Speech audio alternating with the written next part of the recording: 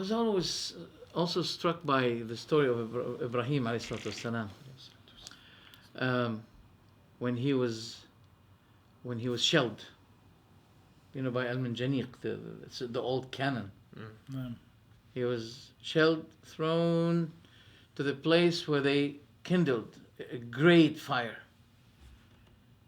And Jibreel came to the Prophet Ibrahim at that moment, saying to him, Alaka haja? Do you have a need? If Ibrahim was like those people whom you suffer, they were saying, yeah, madad, al-madad, help me. Oh, Muhammad. Oh. But what was he saying? As for you, no. But as from Allah, Hasbunallah wa ni'mal wakeel. Allah is sufficient for us and the best one to trust. No, you know why? Because asking a servant like you, and you are a servant, is just like a drowning person seeking help from another drowning person. Can you imagine it? You're going like this, help, help.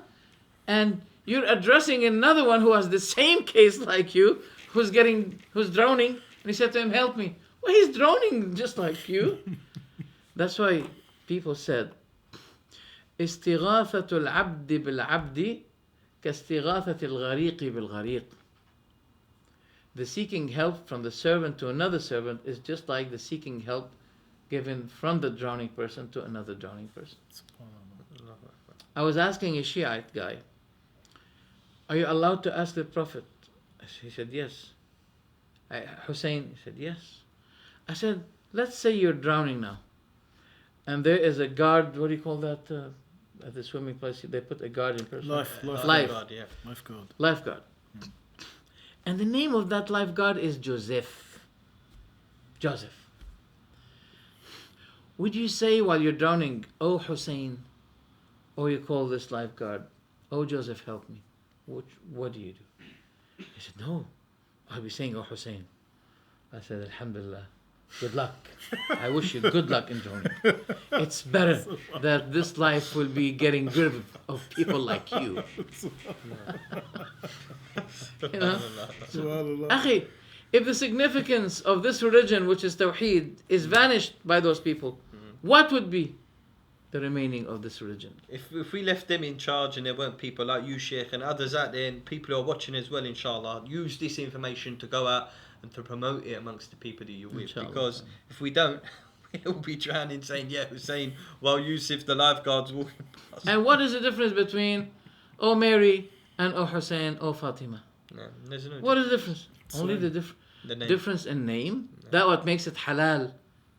Yeah. Only the difference of name makes it halal or haram? So true. You got some question? Yeah, Sheikh. What I was going to ask before the break, inshallah ta'ala, is the verse in Surah Qaf. Yeah, the last verse. قل إنما أنا بشر مثلكم يوحى إلي أنما إلهكم إله واحد فمن كان يرجو لقاء ربه فليعمل عملا صالحا ولا يشرك بعبادة ربه أحدا. Say, verily I am the like of you, human being, the like of you. I am only revealed that your Lord is only one God.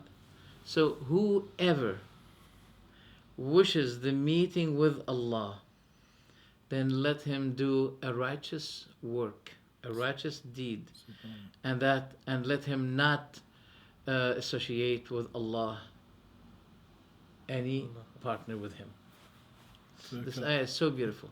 Subhanallah. All right. So what is their clear cut, because the Rasul sallallahu alaihi wasallam is saying that I'm just a man. So man, the best of men, no doubt about it. But it was never about, it's like Nasara. Rasul sallallahu alaihi wasallam, he said, do not treat me the way that Nasara treated Isa bin Maryam, where they elevated him so high they turned him into God. Yeah. So we say to them, what is the difference between that and that? It's not about the man. It's not about worshipping the man. It's about following the message of what he brought, isn't it? Exactly. But it's what it comes down to, Sheikh and brother. What it comes down to? It's blind faith. That's what it is. Yes. It's blind faith. Yeah. But I'll give you good news. Those young generations, they're not happy with that. No. They're not happy. Alhamdulillah. And this ayah that you quoted, brother, those people are not really agreeing with it. Because they believe that the Prophet Muhammad was created of light. Yeah. I've heard this one. Alright? No. That means he's not basharun mithlukum. He's not. Because we're not made by light. Okay? The Prophet himself said, خُلِقَ آدَمُ مِنْ طِينٍ. From clay. وخلقت الملائكة من نور. Light. From light. No. Angels. And the jinn were created of fire. Smoke. And Adam was created from what was described to you. No, That's the the exact hadith. text of the Sahih. hadith. So Adam, in general. No. That means the starting of the creatures begin through who? Adam and Lucy. They say that Muhammad is the first creature. Yeah, because they use for evidence shit. Hadith Jabir. Yeah, the Jafi. hadith of Jabir al-Jafi. أول ما خلق الله نور نبيك يا جابر. No. The first thing that Allah created, okay, is the light of your Prophet, O Jabir. Yeah, This hadith is fabricated. of course, yeah. No. Jabir used to be believing when he hears the lightning or the thunder. No, The how- thunder. When they hear the thunder, he says, this is the voice of Ali. And when he's... We don't mean to laugh, people who are watching, but this, to me, this is so strange that it's laughable. So this hadith is fabricated, by the way. Yeah, And if the Prophet Muhammad was created before Adam, then Adam was supposed to be saying to the Prophet, my father Muhammad. no, And They- Muhammad they- should be saying, Adam is my son. no. Because he was created before him. But they also say that Allah knows best. They use a hadith, which I believe is also a fabrication. What is it? Where when Adam was created, he gazed up after committing the throne. sin, to the throne of Allah, and upon the throne of Allah, he saw inscribed, "Ashhadu an la ilaha illallah wa ashhadu anna Muhammad Rasulullah." So he said, "By your creation, Muhammad, I asked for forgiveness," and Allah asked him, how did you know about him? And then he said that I saw it on your throne. How do you know about him? Yeah, Allah is shocked apparently that. How do you know? Astaghfirullah. Astaghfirullah. Now, what Alright. about those people who say that Allah is everywhere as well, Sheikh? Can we sort of delve on that? First, let me give the answer of the hadith. Bismillah. This hadith was narrated by Al-Hakim. Al-Hakim. Al-Hakim said it is authentic. But we know Al-Hakim is negligent, mutasahil. He makes it easy with many fabricated hadith. The fact is that he says about many hadith, authentic, and it meets with the conditions of Bukhari and Muslim. Then Imam Dhahabi, who had to comment, to give his judgment about every hadith that Al-Hakim gives his judgment, he has to give his judgment about. And the people credited Al-Dhahabi, that what Al-Dhahabi refuted Al-Hakim, then this is credited to us, we accept it. Now, so, Al-Hakim said it's authentic. Then Al-Dhahabi said, no, but it is fabricated. It is fabricated. And all scholars, they took his judgment about this hadith, Al-Hakim, as a sign of his leniency. Tasahul. They said, look, at the beginning of his book, okay, and that's what Al-Hafidh ibn Hajar said. He said, Al-Hakim, he had a problem in the accuracy of his memory at the last period of his life. So, And the evidence of that he mentioned many weak narrators. And he made it a promise on himself, he pledged himself not to narrate from those people. And this narrator, Abdul Rahman bin Zayd ibn Aslam, Abdullah bin Muslim al-Fahri, he is one of them. In his book, Ma'rifat al-Hadith, I think he said, he mentioned this man. And he said, I will never bring narrations from people like this man.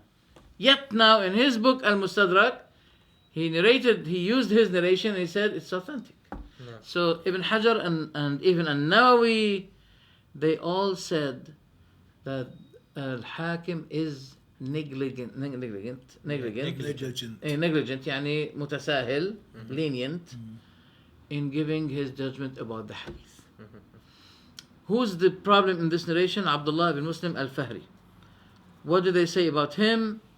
And Nawawi narrated that Yahya ibn Ma'in, he said his hadith is nothing. It's valueless.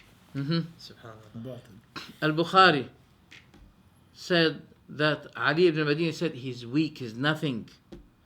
Even Ibn Hibban, he said he used to be changing the hadith, the text of the hadith upside down.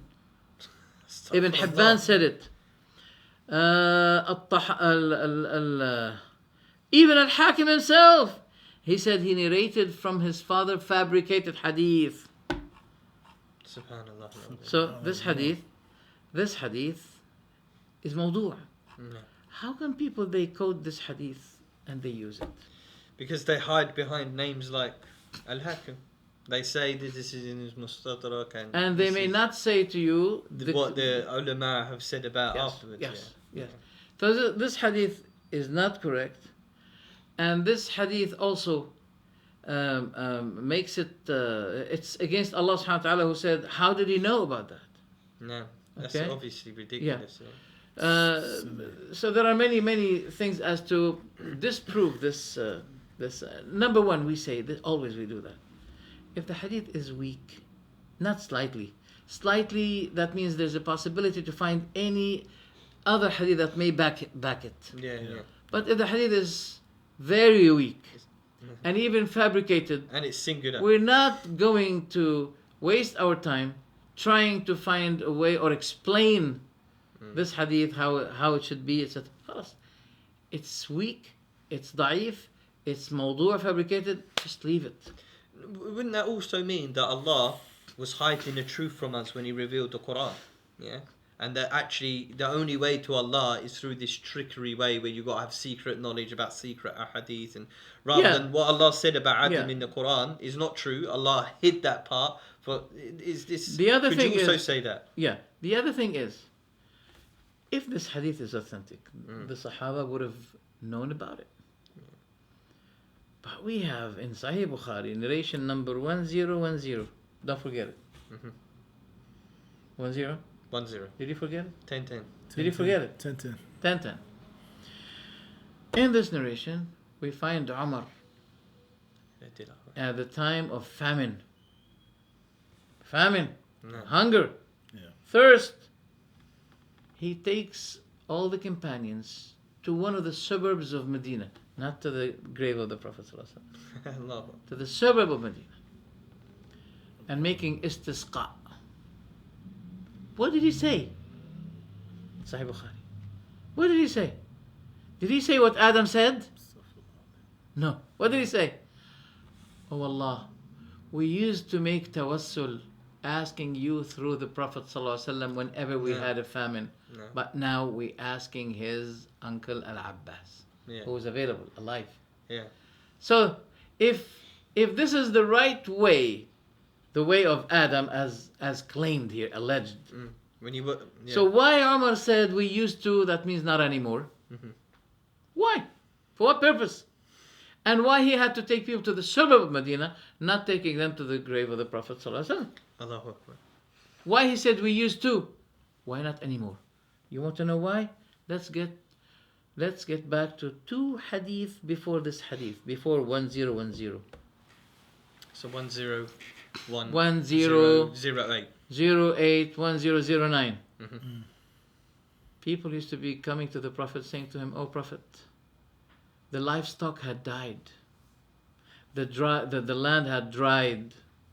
So ask Allah to grant us water." So they came to him.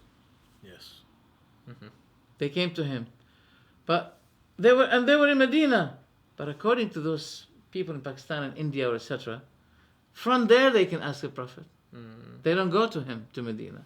No. From there they say, Ya Rasulallah, as'aluka ash-shafa'a. Okay? So those people used to be going to the Prophet and asking him to ask Allah for them. So the tawassul, the shafa'a, is by what?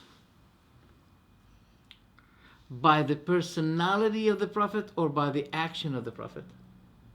By the action. The evidence is, they said, ask Allah. No. So the tawassul is by his dua. No. It's not by his person. No. And that's why Umar clarified. So when his person is not available anymore, Umar said, we used to, but we're not anymore. We're going to use their best. Because he was the uncle of the Prophet. Allahu Akbar. Allahu Akbar. Okay? So bring them back to two hadith and you find this. So when the man came and said, "Oh Prophet of Allah, the land became dry, the livestock had died, so ask Allah for us." The narrator said, "We never saw any cloud before that. And not even a piece of cloud, not only qaza yani even a small, tiny cloud. Strip. Nothing. And suddenly, a heavy, dark cloud was about to cover Medina. And people were giving water. No. And it remained, this cloud remained with its raining until the next Friday. The man came himself. Said, "Oh Prophet of Allah, the land is destroying. So ask Allah to stop the rain." Yes. And the Prophet asked Allah for that. And to make a dua to stop it. So they went to the Prophet, the living Prophet. And they said, so if people said that, oh, that means the Prophet after his death, he has no value, no value. We say no. In the matter of death and life, we say there's a difference. If you find no difference, then you should say that it was impolite for Abu Bakr to take the position of the Prophet after his death. Because he was still... And it is not fair of the Prophet to remain in his grave, not leading the people in the prayer. And he said when he was alive, I was intending to let someone lead the prayer, not me. And at that time I'll be going to the houses where people are performing the prayer they're in order to burn it on them. Yes. So if there's no difference between the matter of life and the matter of the death regarding the Prophet ﷺ, so why he is not doing the things that he used to be doing when he was alive? Sahih. And why Abu Bakr has to succeed him, to come after him? He should be saying there's no difference between his life and his death. So I'm not a leader. No. No one should be the leader. We will take information from the Prophet as to direct us what should she do. SubhanAllah. So what those people are talking about? They're finished. They are returning us to another Christianity Yes. under the banner and the umbrella of Islam. No. Is that clear, inshallah? They're very clear. Barakallahu feekum ya Shaykh. Alhamdulillah. Very good. Any other question? MashaAllah. Any other doubt? One other hadith. Well, It's a good narration. Rasul sallallahu alaihi wasallam said, "When the son of Adam is in prostration, is closest to his Lord, so make long supplications." So why would you need a middleman to get to Allah subhanahu wa ta'ala? Okay. We should not be using this to them. No. Because the matter of tawassul, it varies. There is a legal tawassul and innovative tawassul. The legal tawassul is to ask Allah by your actions, by the supplication of a present living person. Present living righteous as expected, righteous person. Right? This is allowed. You don't say no. We should go directly to God. Basically, yes. But if you ask someone whom you expect him to be a righteous person, That's and you see him and say, "Oh brother, make dua for us." Make dua, yes. Like one of the companions, female companions, she said to one who was about to travel, she said, "Make dua for us because the Prophet ﷺ said the traveling person's dua is accepted." Yes. And it's also, Allah knows best, Sheikh, you can correct me, and this is also a character which people have hijacked, unfortunately, but I believe Umar radiallahu anhu was with the Prophet, peace be upon him, when the Prophet, peace be upon him, said, if you ever meet a man from, I think he was from Yemen, and his name is Awais al-Qarni, and you get to they meet love him. this Awais al-Qarni. Yeah, no, and that's they why I have said a stories about it. controversial. They hijacked him. The Prophet, peace be upon him, said, if you meet him, ask Allah to forgive you, for indeed his dua is accepted. Yeah. So Umar did happen to meet him. So do they use this? Well, no, that's just. It's against them. Yeah, but that's a proof for a permissible intercession. Yes. Otherwise, the Prophet would have said, peace be upon him, don't ask anyone, just come to Exactly. my grave. We don't want them to catch any evidence against us. No. Okay. And there's a good thing here. Jazakallah khairan, you reminded me. No. Umar has a lot of narrations. Really, it makes those people hate him because Yes. many hadith of Umar, especially this hadith of Tawassul, Yeah. okay? But they have one thing with Umar that they use, which is also against them. They think it's for their favor, which is ni'matil bid'atu hadhi. Yeah. Good innovation is that. And Yeah. I'm going to clarify it, inshallah. to you. Innovations. So, but this issue of Uwais al-Qarni is a great evidence against them. Why? Massive. Because the Prophet said, So, in Yemen there is a man who has sort of leprosy in his skin. He has a mother in whom he is so kind and righteous to. If you ever meet with him, ask him to ask Allah for you forgiveness. What did the Prophet say? فَمَنْ لَقِيَهُ مِنْكُمْ, whoever met him among you. So there's a condition here. Yes. Whoever met with him, then let him ask him to ask Allah for you. Allahu Akbar. فَمَنْ لَقِيَهُ, No. whoever met with him. So there is a definition here. قيد. Yeah. Attached no. circumstance. And- If, when you meet him, not at any time, when you meet him. So, at the leadership, Khilafah of Umar, Uwais al-Qarni came to Medina. And Umar saw him. And this hadith also, it has many benefits. No. Tawheed is one of them. And the matter of righteousness to one's mother is also another evidence. No. Umar said to him, are you Uwais? He said, yes. He said, Yemen? He said, yes. Min Qaran? From Qaran area? He said, yes. He said, do you have a leprosy in your skin? He said, yes. He said, do you have a mother in whom you were righteous to? He said, yes. Now, why the Prophet praised him? Because he had a mother that he was engaged in taking care of her. That's why he could not come to Medina to see the Prophet. And that's why he's a tabi, not Yes. a sahabi. Yes. We call that tabi'i mukhadram. Mukhadram. Mukhadram means is the one who was alive at the lifetime of the Prophet ﷺ, but he never did met not meet. Or, another case, one who was kafir at the lifetime of the Prophet ﷺ, and he met him, Yeah. but he became Muslim after that. Yeah. Okay? So, when Uwais al-Qarni said, yes, it's me, then Umar said to him, ask Allah to forgive me. Umar immediately said, ask Allah to forgive. Yeah. So how many narrations about Umar that prove Tawheed?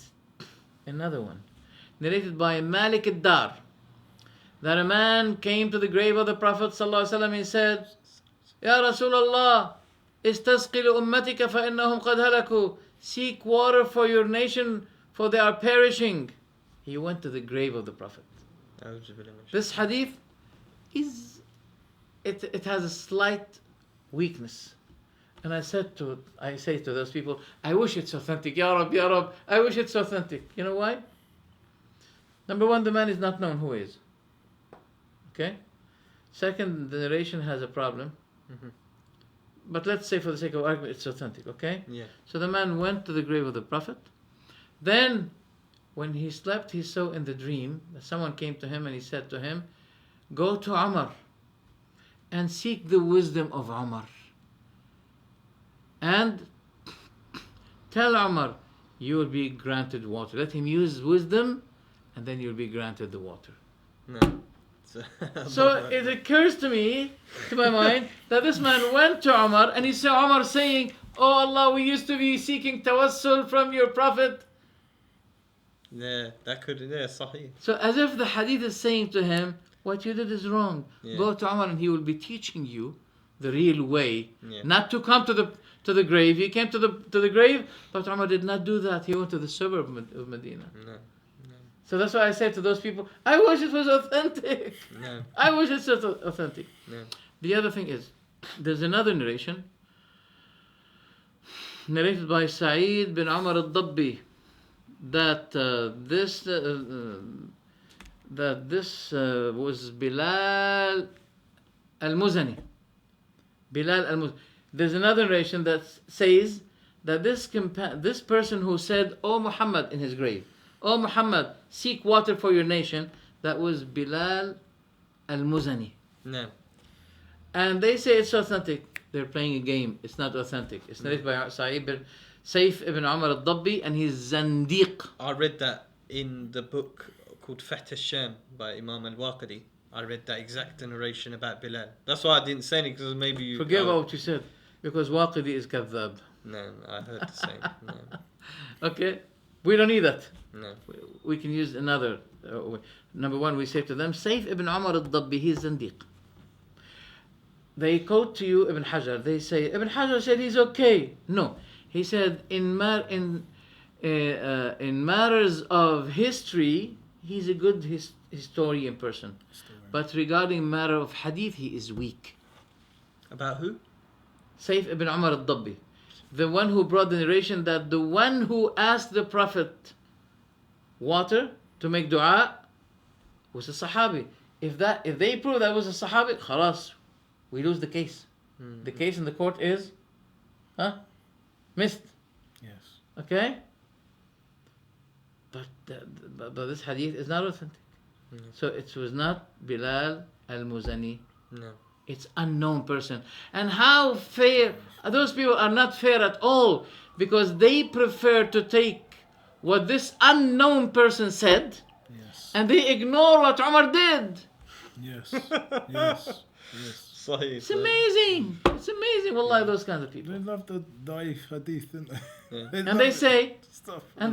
we are Ahlus Sunnati wal Jama'ah. Yeah, they always use that. No way. And when I debated them, they said, you are people of bid'ah, you are mubtadi', and we are Ahlus Sunnah. I said, wait a minute.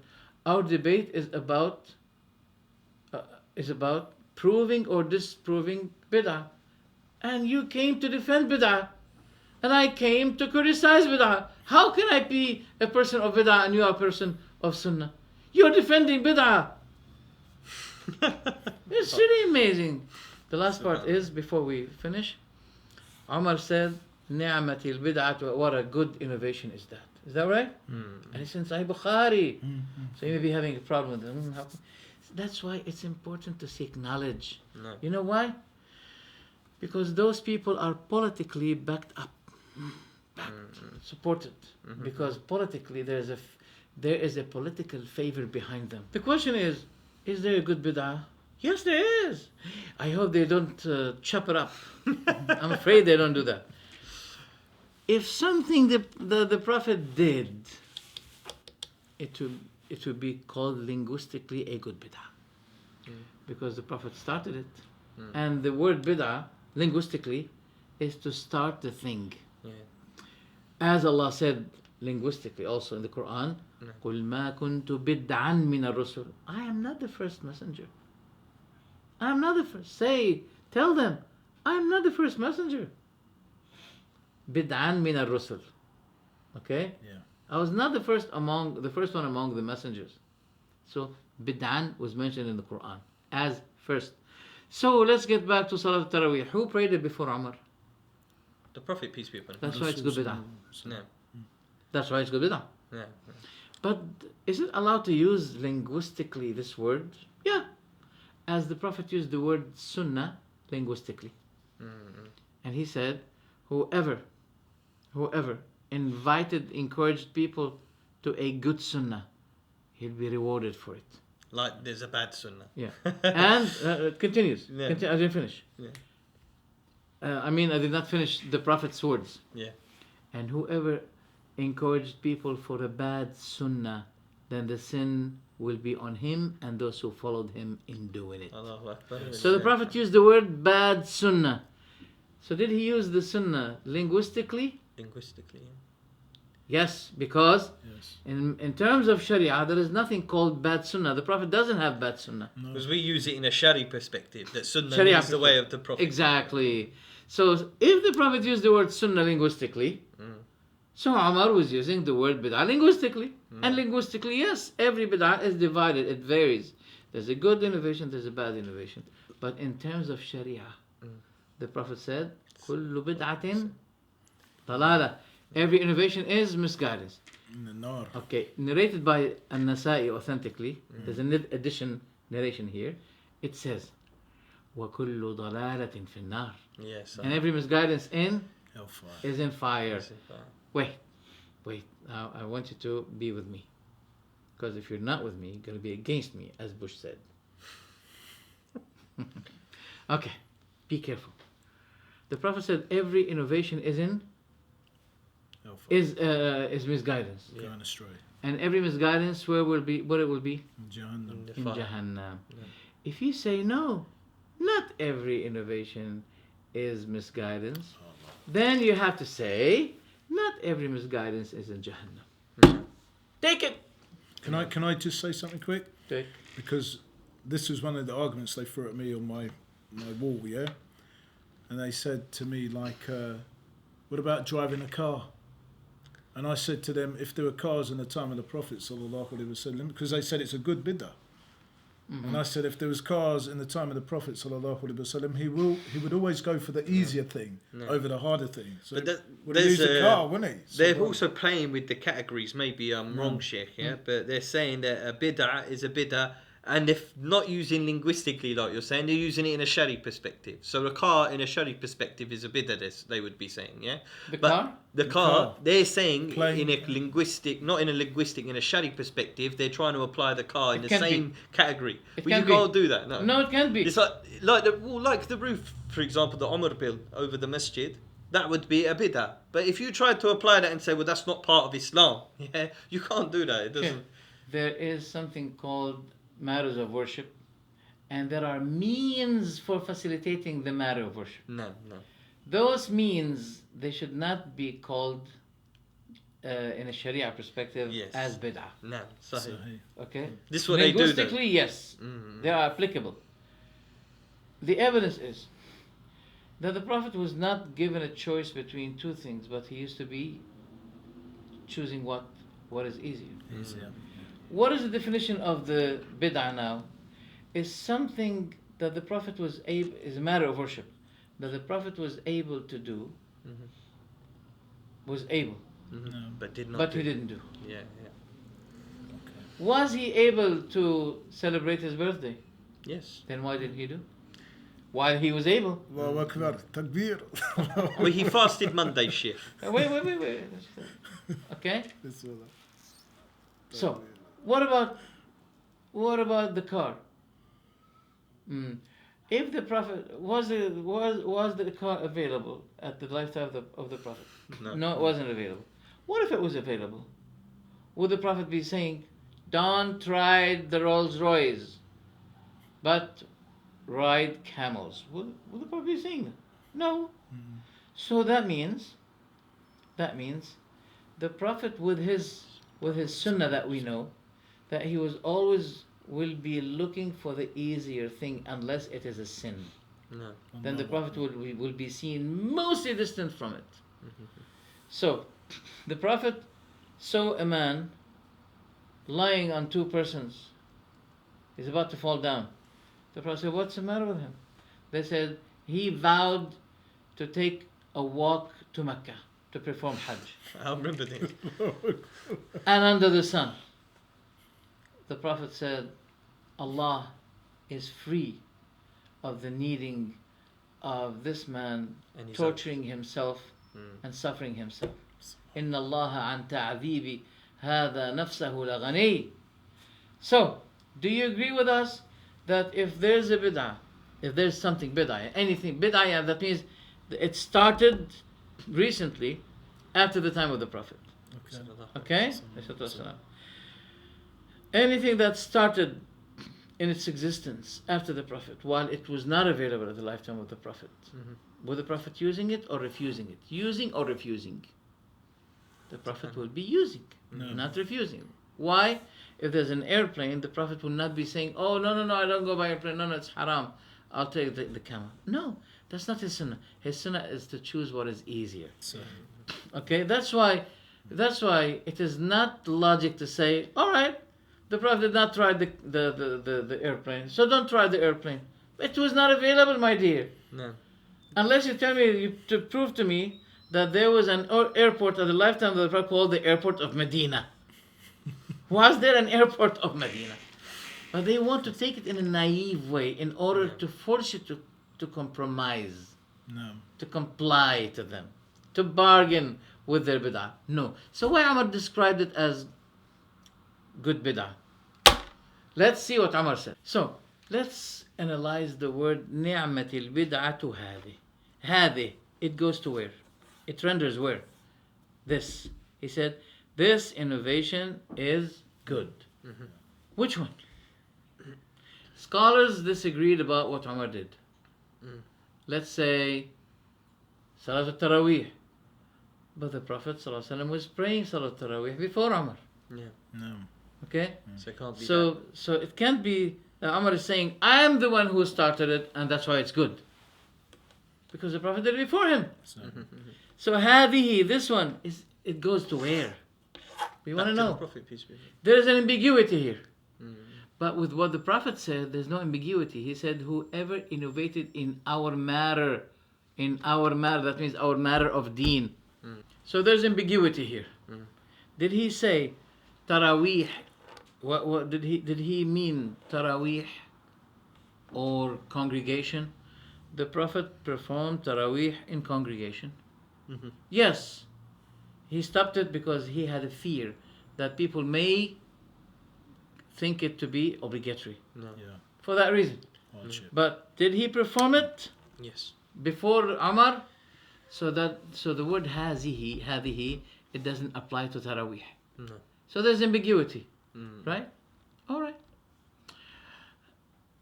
Why do we have to follow the ambiguous term and ignore the clear-cut term that was given to us from the Prophet? That anything is a matter of religion that had initiated but not by me is going to be rejected. Because more people are going to go for the weakness of people are going to go for the first one. And those people, they say we love the Prophet. No. But if the Prophet's word disagreed with Umar's word, okay, then we say, the Prophet said every innovation is dalala, misguidance. But Umar said something, okay, forget about the Prophet. Let's go to Umar. Yeah. And that's if they didn't match, which of course there is no contradiction between what Umar said and what the Prophet said. Absolutely. Because we will say to those people, this bid'ah had been started by the Prophet ﷺ. That's why it's good. And anyone else other than the Prophet will make bid'ah, it will be bad because he is not the Prophet of Allah. Allahu Akbar. Yes.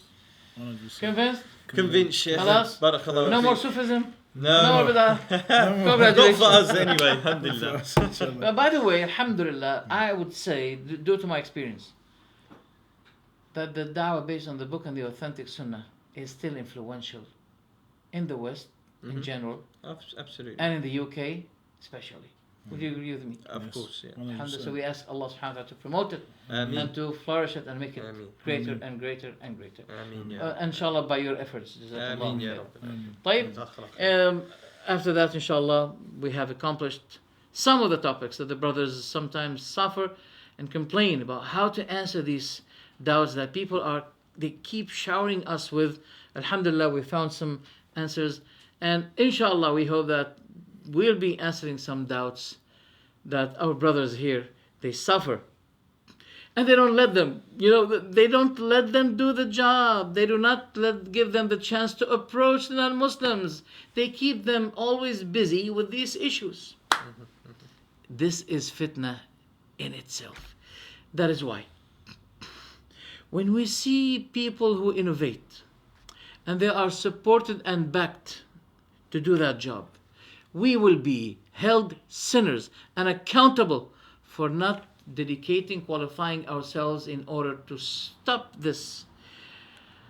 If we are qualified, those people won't dare to stand before us and shower us with these doubts. But they know that we have no time for them. We want to approach those non-Muslims whom we know that if they died while they're non-Muslims, they're going to go to hell. But it's a problem in itself. So therefore we have to get the knowledge. We have to get the knowledge in order to face this challenge. There's a challenge here. But I can see, brothers, that many people are running away from that challenge. And this is a sin in itself. Jazakumullahu khairan for your coming. I'm so fortunated and so pleased to have you with me. Inshallah, don't let it be the last. Otherwise, I'm not going to shake hands with you. No, we will be back, inshallah. Assalamu alaikum wa rahmatullahi ta'ala wa barakatuh. It's story time. Let's find out about the Prophet Nuh. We begin the story of Prophet Noah alayhi salam. A long time ago, there lived a very good man. His name was Prophet Nuh alayhi salam. He loved Allah subhanahu wa ta'ala very much, and Allah loved him. Prophet Nuh alayhi salam lived in a village. There were many people living in the same village. Brother, I'm going to take the next call. Take the next call. Assalamu alaikum wa rahmatullahi wa barakatuh. What's your name? Where are you calling from? We can hear you, telly. Okay, turn your telly down. Turn your telly down, brother, inshallah. What's your name? Where are you calling from? Yeah, hello, my name's Chris. Chris, mashallah. How are you doing, Chris? Yeah, I'm fine, mate. How are you? I'm good, thank you. How would you like to help tonight, brother?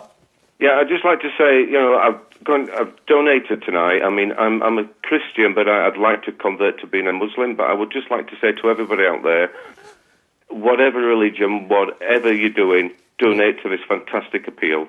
Mashallah, mashallah.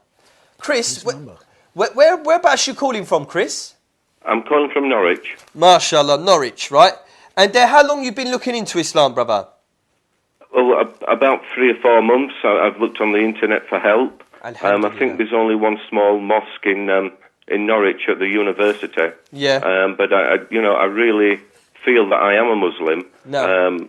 I've looked into this, and it just seems a religion for me. Okay, brother, Chris, I'm going to ask you to stay online, yeah. But before, because they're going to take your number and they're going to give you some people from Norwich, inshallah, will be able to help you out, yeah. But I want to ask you a couple of fundamental questions, yeah, which will basically mean you're either a Muslim or non-Muslim. These questions, yeah. Brother, do you believe that there is only one God who created everything? Do you believe this? Absolutely. Okay, there's only one God and He is the Creator, yeah. Do you believe that Isa, Jesus, peace and blessings be upon him, is the creation of Allah and the servant of Allah? Yes, I do. You do believe this, yeah? And do you believe that the Prophet Muhammad sallallahu alaihi wasallam is a messenger of God and the servant of God? Absolutely, 100%. MashaAllah. Now, brother, do you bear witness that the Quran is the book of God, the book of Allah? I got the Quran from the library. I read it from cover to cover, and this is what convinced me that this is the true religion. MashaAllah. So do you believe that Allah has created angels? Do you believe this? Yes. Okay. Do you believe in the Day of Judgment and the hellfire and the paradise? Do you believe in these things? Absolutely, 100%. Okay, brother. Do you believe in predestined, divine predestination, meaning something that is already going to happen and everything's already been willed? Do you believe this?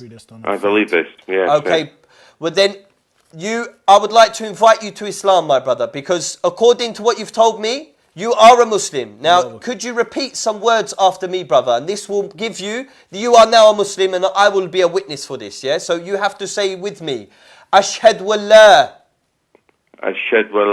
ilaha illallah ashhadu anna. Sorry, could you say the last bit again? Ashhad anna Muhammad Rasulullah. Rasulullah. I bear witness I bear witness. There is no God but Allah. There is no God but Allah. I bear witness. I bear witness That Muhammad that Muhammad is the messenger of Allah. is the messenger of Allah. I bear witness that he is the slave of Allah. I bear witness he is a slave of Allah. I bear witness that Jesus is his slave and messenger. I bear witness that Jesus is his slave and messenger. Takbir! Allahu Akbar! Right. Allahu Akbar! Allahu Akbar. Brother Allahu Chris, Akbar. stay on the line. Don't hang up, please. Allahu We're going to Akbar. take your I'll details. stay on the line. I love you for the sake of Allah, bruv. I was in your I position. feel so happy. I feel so happy. MashaAllah. I've wanted to do this for a Allahu while. I'm Akbar. Allahu so Akbar. happy Allahu and Akbar. relieved. MashaAllah. Brother, I was in your position one time. And one brother told me that after you take these words, everything you did in the past, Allah wipes it clean. You're a newborn person now. You have Allahu no I sin. feel so relieved. I just feel Allahu absolutely euphoric now at the moment. Allahu Akbar. Akbar. Allahu Allahu Akbar. Akbar. This is from Allah. Hold on to it, brother. Never let go of this, because I wish I could go back to that time and still have that feeling, that euphoric feeling. I I'm still just do. feeling so happy. Allahu I Akbar. just feel Bruv, born again. Allahu It's so Akbar. fantastic that I've been able to speak to you guys. Allahu because Akbar. I've really struggled on this. It's so fantastic. Bruv, MashaAllah, Chris. you're part of the biggest family. Your parents are Adam and Eve. And what I'd like you to do on the internet, type in Hajj and look at your family, bruv. Allahu Akbar. Brother Chris, Allahu Akbar. stay on Thank the you line. so much, guys. Thank you. No, thank you. We wanna just meet you, can't bruv. We believe wanna how I'm coming meet up you. to euphoric I Norwich. feel. I'm going to come up We to wanna Norwich and meet I'm you, going to bruv. come and We meet wanna you, meet brother. ya. We're Inshallah. coming, we're coming, We're we're going to coming. come up, brother. Brothers in the back, take the brother's number. Stay online, Chris. You got him, yeah, inshallah. Allahu You Akbar. brothers and sisters, you are witness that tonight here on Ramadan TV, we welcomed a Allahu new Akbar. brother into Islam. We praise Allah for this. Allah subhanahu wa ta'ala, everything is in your control, and you blessed us tonight with a beautiful soul. He took shahada. Allah subhanahu wa ta'ala accept it from him. Ameen. Guide him to the sirat al-mustaqim, inshaAllah. Subhanallah, brothers and sisters, this was live on Ramadan TV, channel 843. Our brother Chris is now a Muslim. Allahu We Akbar. implore Allah to give him guidance. And hear how he said how he felt. I felt the same way. Brother Chris, wait until you pray your first 2 rak'ah of salat, you will feel even better. السلام عليكم ورحمة الله وبركاته. عنا الثنائي الموجودين اللي بجنبنا أخوان، حقيقة أنا أفخر بهما وأتابع عملهما. عمل الأخوين حقيقة له أثر كبير في لندن وفي بريطانيا بشكل عام، من الحلقات الطيبة المؤثرة جدا في الأطفال، وفي تعريف الناس بالإسلام في الجامعات وفي غيرها من الأماكن، حقيقة يؤديان دورا عظيما. وأنا حقيقة نفسي بما عندي أيضا الحمد لله وفقني الله عز وجل، في عندنا علم وعندنا كذا وعندنا طاقة لعمل الآتي: محاضرات، يكون عندنا استديوم كبير، مش بس استديوم يعني يحوي مثلا 200-300 مقعد نعرض فيه الإسلام. والإخوة حقيقة الأخوين هذول رأيت يعني شفت شغلهم رائع في هذا المجال، من أروع ما يكون. فأنا أمنيتي إن شاء الله أنه الآن نبني بناء كبير، مركز دعوي. صحيح أنه يكون في مسجد، لكن يهمنا أيضا معهد، يكون شعلة علمية لنشر هذا الدين وتعليم أبناء الجالية الإسلامية الدين الصافي المبني على الكتاب وصحيح السنة وعلى نهج السلف الصالح. هذه أمنيتي. فأنا حقيقة أتمنى أن الله عز وجل ييسر لنا أو يقيد لنا من يشرح الله صدره لهذا العمل. الأخوين عندهم جدية رائعة في العمل، لكن الإمكانيات ما في، وقليل من الناس اللي عندهم هذا الاستعداد وهذه الطاقة وهذه القابلية والقدرة على هذا الإنتاج والعمل. فأنا إن شاء الله أرجو الله عز وجل أن ييسر هذا الأمر في أن نبني مركزا إسلاميا يحوي مسبح، يحوي جيم، ويستقطب كل الأطفال، ليس فقط أطفال المسلمين، حتى أطفال المدارس الغير المسلمين ندعوهم يعني نستضيفهم ثم نعرض عليهم الإسلام. هذا من أجمل أنواع العمل اللي أنا حقيقة أيضا أنا أشعر بالفخر بالعمل به في السنوات الماضية. فنحن ثلاثة هنا نريد أن نكون ثلاثي، ننضم إن شاء الله مع بعضنا البعض لتأمين هذا المركز اللي إن شاء الله يؤدي أفضل العمل في بريطانيا. فجزاكم الله خيرا. نرجو ممن عنده قدرة على مساعدتنا في هذا العمل أن لا يقصر في هذا العمل إن شاء الله تعالى. I'd like to introduce to you the two brothers whom I knew and I was following them up of having a good, wonderful job in exploring Islam to the people, to the children I should say as well, in schools, not only Muslim children but rather non-Muslim children. They have a good opportunity of doing the job. They are wonderful. What we need though is to establish an Islamic center that could also meet the need of the children, not only Muslim children but even non-Muslim children, of whom we can attract and bring and let them participate with us in the gym working, in the swimming, and explore Islam to them. This is, and we should be having as well a stadium that consists of 200, 300 seats with people that may come and we explore Islam to them. I can use my voice, my knowledge, alhamdulillah, that Allah subhanahu wa ta'ala blessed me with, and they can also use their talents. And I know that they are so skillful and they have wonderful talent in which I want to recruit. It is a dream that I have, and I don't know, maybe by your help and support, inshallah, we can establish this to become a true, not only a dream, to let the dream come true. So what do you have? MashaAllah, tabarakallah, Sheikh, for letting us have a word about this. Praise be to Allah subhanahu wa ta'ala. May peace be upon his final messenger Muhammad sallallahu alaihi wasallam. Brothers and sisters who might be privileged to watch this, and for Allah to give them such an opportunity to be involved in a project like us have as well, alhamdulillah. We want to cater for our youth, and this is what me and my brother Jawad do. We look after the young children, we guide them through their moral actions, good action inshallah ta'ala, but also in a fun way, and we teach them about sunnahs, which they may not know that it's a sunnah, but we teach them about it, which will inshallah impact on their life and change their life for the betterment. We also do a lot of fun activities, so we involve the children in some really cool games, and we have a laugh with them. We do dress up and things like that, whilst also educating at the same time. What we would like to have, inshallah ta'ala, is a place to do this, and a place that we can make a proper centre which invites children, non-Muslim and Muslim, to come, and they can learn archery, they can learn, have some fun in games, and they can go out and explore the world. They could do horse riding, they can go alhamdulillah rabbil alameen, look at the trees and see how Allah created them, and we can make it a really interactive learning centre for our children, inshallah. Stop. I like your charisma, both of you, by the way. MashaAllah. Jawad. MashaAllah. Assalamu alaikum wa rahmatullah to everybody out there. Love you for the sake of Allah. This whole project is about the love of Allah subhanahu wa ta'ala. We love Allah azza wa jal, so Allah commands us to love His creation. And I find this project is one of the best projects we've ever done. Except for a woman. Inshallah. Except for a woman. Except for a woman.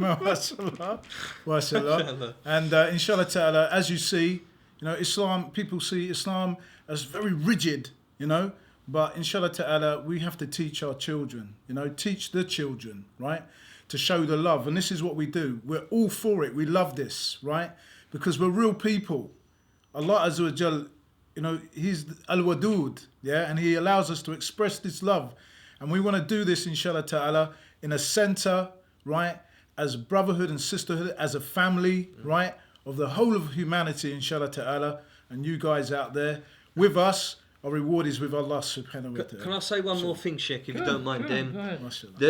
the people of our sort of age, right? The shabab, we should call them, yeah, the teenagers. Where we are in London and the surrounding areas, brothers and sisters, you might not have this where you guys are, but here they go astray very easily. The type of lifestyle we have here is very harsh against Islam, shall we say, in terms of who you're around, the people that you live amongst, and everything is anti-Islamic, shall we say, the lifestyle. If we had a gym where we can have subscribing members, a membership, where not only are they going to be in a halal environment, yeah, but also we're going to have a beautiful sheikh there to help guide these shabab. Am I beautiful?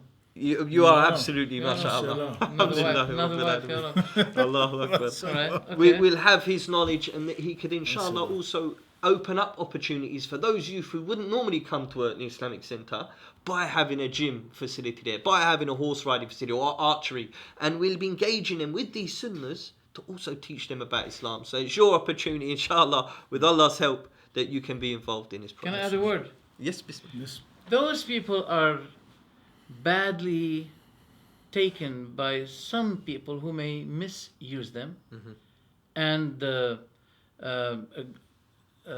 plant in them some misconceptions.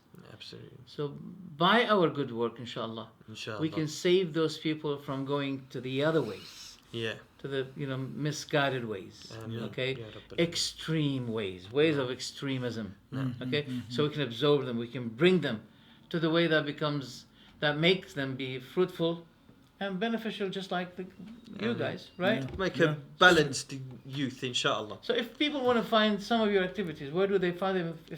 If they look, If you go on YouTube, praise be to Allah, some of our content is available on YouTube. However, most of what we do belong to other people. We make it for organisations. So we've made a number of children's programs. We've done some programs for so teenagers. what should be writing? If you type in, say online, "Smile with Uncle Jawad," there's one example. Smile with Uncle Jawad. Yep. Why do they call you uncle? You're not old. Look, unless you change the color of your hair. Do you change? No, mashallah, this is natural. This is why do natural they call you dye. uncle, akhi? You should call me uncle. I'm an old man. I deserve it more than you. This is natural dye, Sheikh. All right. Okay. Okay, so you were now. Mashallah. Exactly what Brother Farouk is saying, inshallah. We just, subhanAllah ourselves, we just reached out for the Muslims out there because the most important thing, Sheikh and Brother Farouk, is role models. Isn't it? The Sahaba were role models, weren't they? And They used to be throwing on one another the skin of the Watermelon. No. But when the serious matter comes, they are the men indeed. No. And that's what we want to build. Yeah. Role model. That's it. And not only the men, inshallah ta'ala, as well, our sisters as well. Yeah. The mothers, the mothers that bring up the children, inshallah ta'ala. If you have a good mother, mashallah, you have good children, isn't it? Your children are not going to put you in an old people's home when you get old and grey, are they? They're going to return the favour. What is it, Sheikh? Twice baby, isn't it? Allah subhanahu wa ta'ala says you're a baby, then you grow up and then you go baby again. So we have to return the favour, and the only way to do it is if we got good kids, isn't it?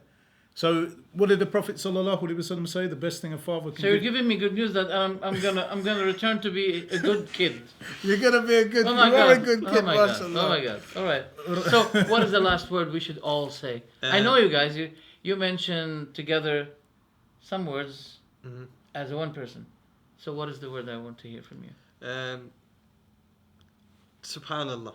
The one thing I can say is for the sake of Allah, please do something that will benefit your hereafter. Yeah. So please help on doing this great project. Inshallah, I ask Allah subhanahu wa ta'ala to bless you and to let it be, inshallah, the cause of your salvation and great reward at the Day of Judgment. We want to do something. Me and the brothers, we want to do something very remarkable and very significant in the UK for the benefit of the Muslim community, second, but also first, the non-Muslim community. Amen. We should show them that we are role model, forbearant, easy to deal with, flexible.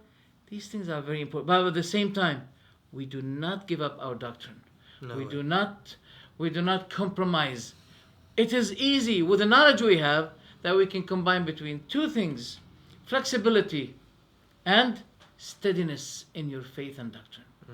And I hope, inshallah, there's no contradiction between the two. Ameen. Thank you very much, and we ask Allah subhanahu wa ta'ala to help us accomplish this mission and to Ameen, let Ya Rabbil this dream come True. Thank you very much. Please, Ya Allah. Assalamu alaikum wa rahmatullahi wa barakatuh.